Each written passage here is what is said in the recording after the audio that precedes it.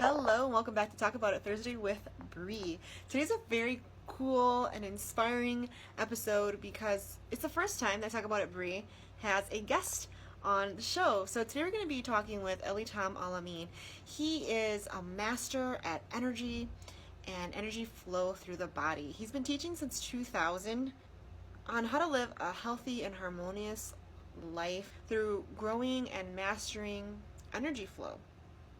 He's an author who's written It's Okay to Be Healthy and Human Photosynthesis 101. He has mastered the science of energy to the point where he is food and water free and shares his extraordinary life daily on YouTube, on Facebook. And I just wanted to share this man and his extraordinary journey and what he has to say about energy and how it works for him and how it can work for all of us.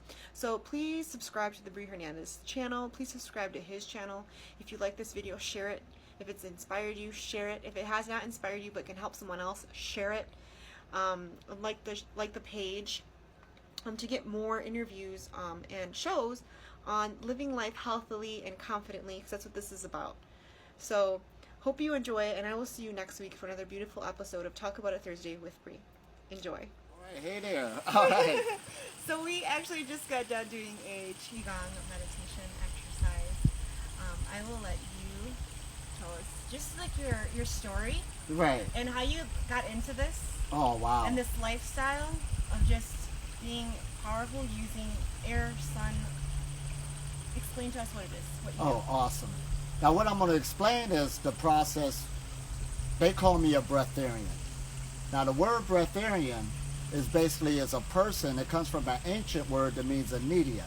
And that means to eat very little or none at all. That's the ancient word for fasting. Now, it's resurrecting itself now back into this age that we're in, like a lot of things that been hitting is coming back to the surface. We are in the age of information, and this is what makes it so good. A lot of things is being challenged, like religion, politics, the economic system, so of course spirituality also. So is this spirituality? Well, let's take off that word spirituality and just use the word energy. And the human being uses energy for everything we do, for us to see, for us to speak. Now, the main thing this is talking about is the eating part. Now, we've been taught if you don't eat, you'll die. You need so many calories a day. What's the best thing to eat? So that's been going on for the longest. So with this breatharian message that's coming on the scene, it's challenging it, saying, not challenging it, but educating people that, wait a minute now, it ain't about what you're eating. We're coming with how much you eat, but the main thing through a system called meditation, that you can actually build your energy body, which is the base of your makeup. And you can build that up where the body can achieve more energy flow through it, through the atmosphere, through nature, through the sun, however you want to take it. And when you do that, you can eat very little or none at all. Now that's the part to get people, none at all. But before you can handle that part, it's a growing process that you can develop yourself into this path. Now, of course, I've been on this path for 19 years, a couple decades. So you weren't born just... Absolutely not. It's new to everybody. Absolutely. This is new knowledge to everybody. Now, what made me come into this, to tell you what my walk was, there was a time I was a minister in a church, living that so-called standard American life.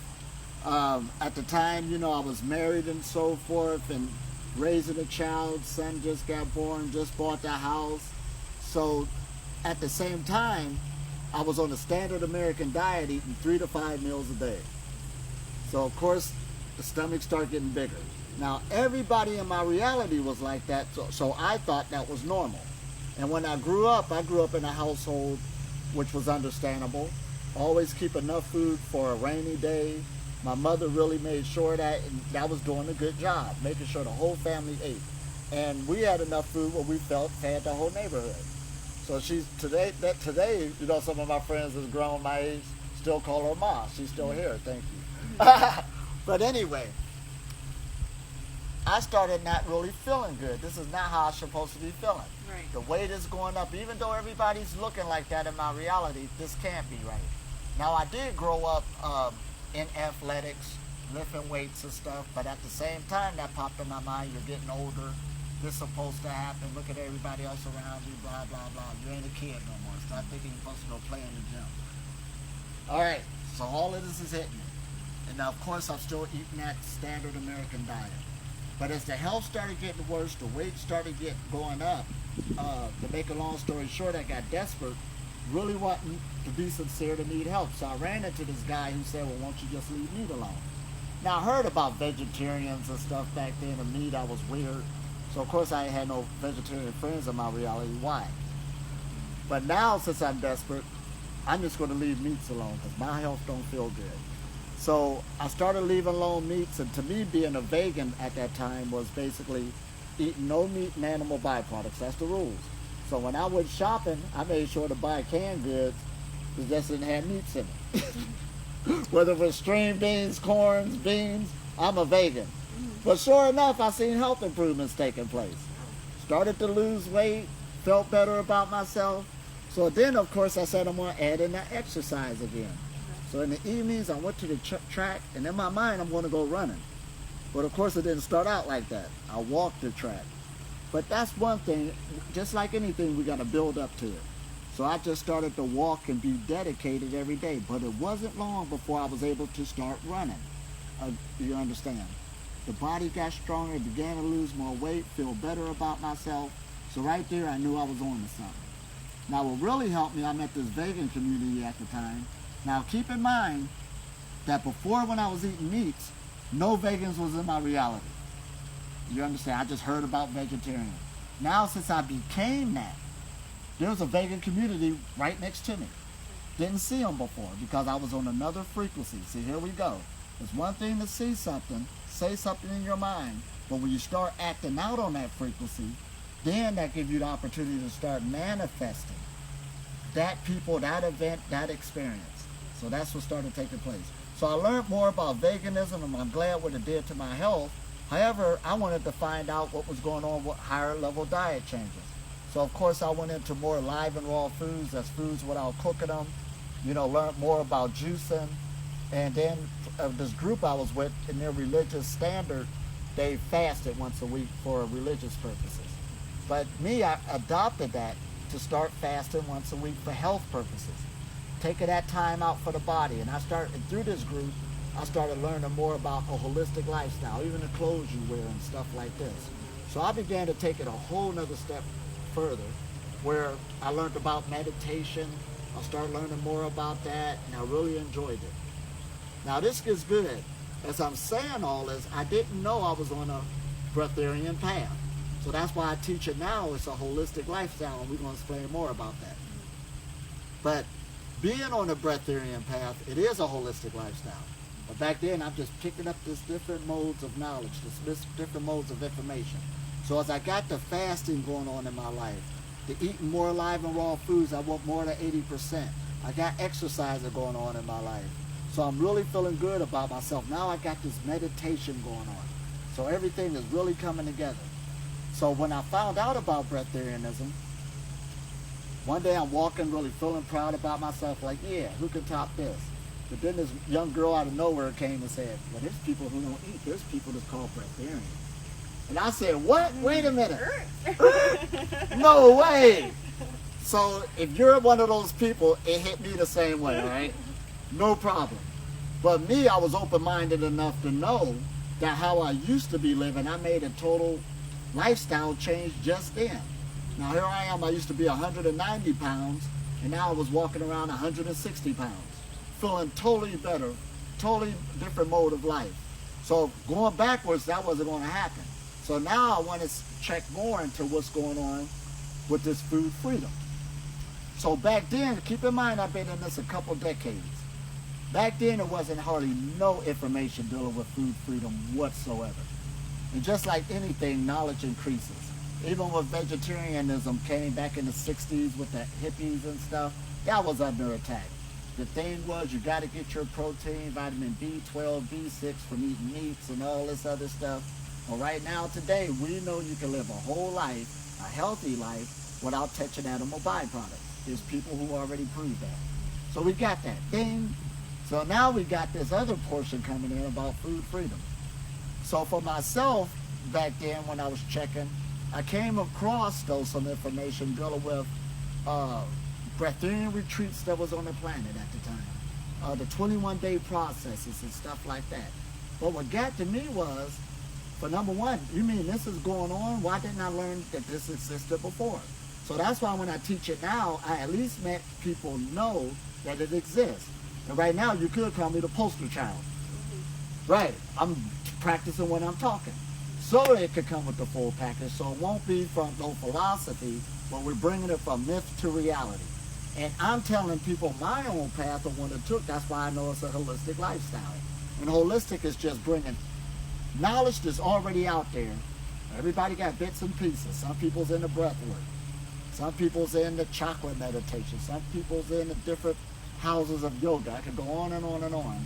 But when you bring that whole package together, that's the Breatharian message right there.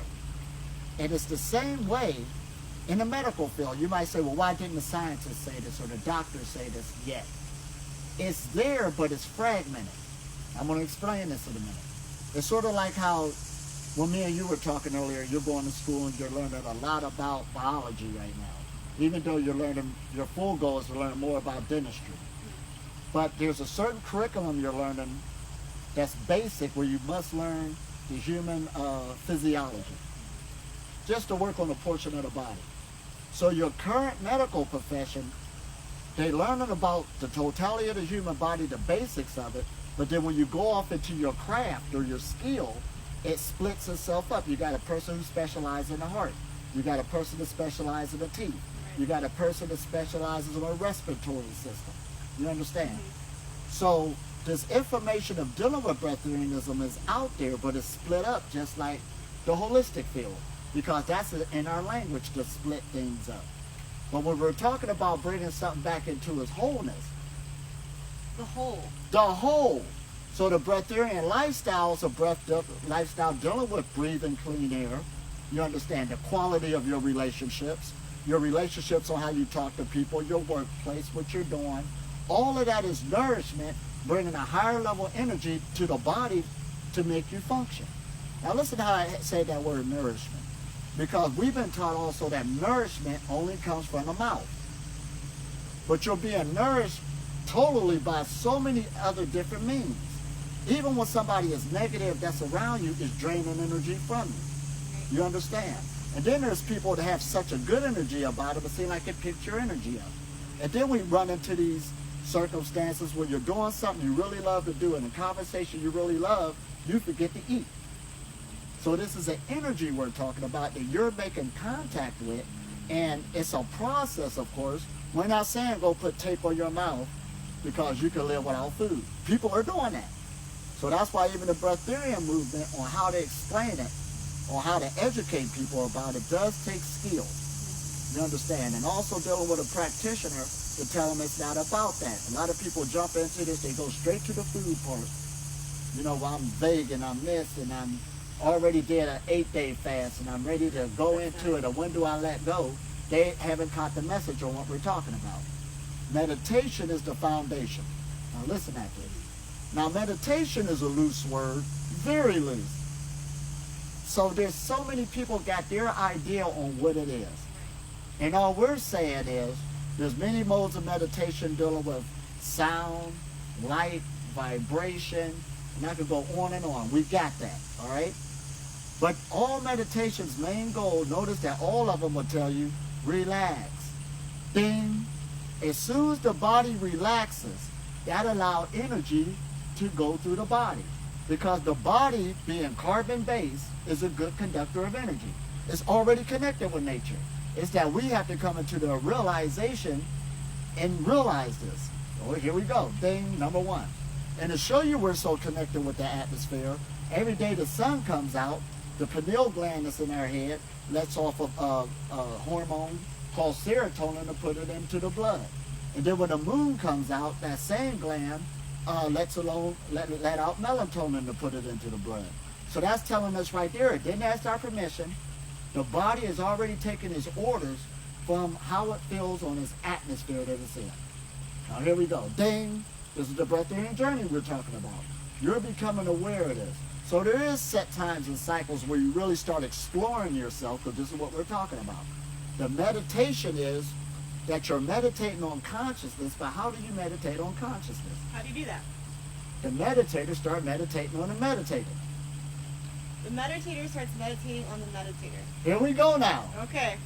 Break this down for me. Because even on this word consciousness, it's a loose word. What are we talking about? The mind, the thought. It's these play on words that's messing everybody up.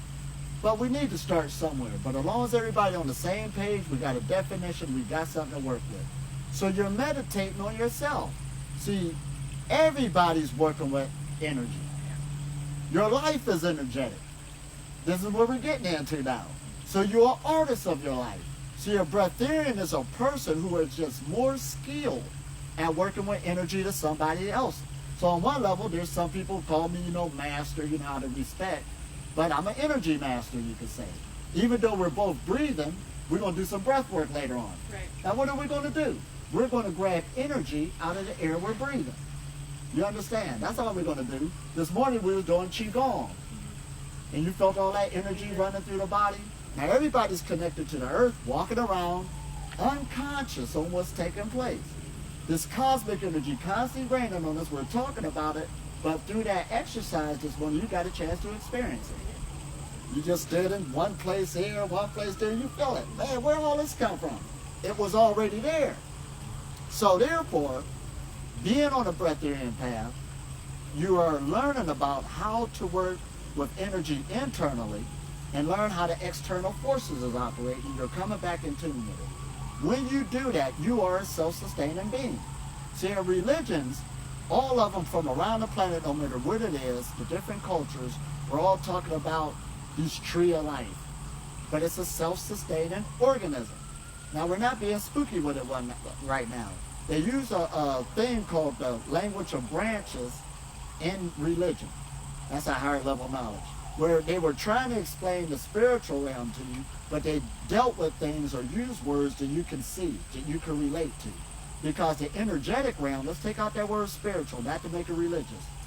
You can't see certain energies. You can't see gamma rays with your eyes, X-rays. No. And even though we can see we're in daytime and we was dealing with the sun right now, there's a lot of solar rays you cannot see. That's what we're talking about, dark energy, dark matter. There's things you cannot see. But just because you can't see it, do not mean that your body's dealing with it. You're being affected by it. And this is what Breatharian is talking about.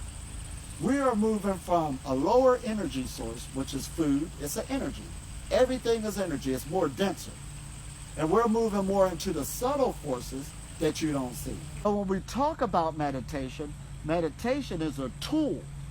Now listen at this now. A tool that a person can pick up, because you can live a life without meditation. Nobody's arguing that. But when you pick up this tool, this is self-empowerment for yourself. And you can charge up just like a cell phone charges up. Now, for number one, this body that we live in is magnificent. This is a bio machine that we live in. And you need this body to experience this realm that you live in. This isn't even an argument. See, I could do workshops with the hardest skeptics in the world. After I get done, they'd be like, we got you. All right, we got you. Because this is what we're talking about. And this is what they talk about, spiritual or energetic self-realization. You can listen to me till you blue in the face. But as I'm telling you to come into these practices, come into your own experience, this is where you start experiencing yourself coming into this journey. It's just like fasting. I tell people to fast once a week. If you don't know nothing about it, take your time. Start with where you at. You understand, everybody's different. But over time, your body will get used to that. Used to being without food on that day. You understand? Then it'll become second nature. You'll see your health improving. And that's what it boils down to.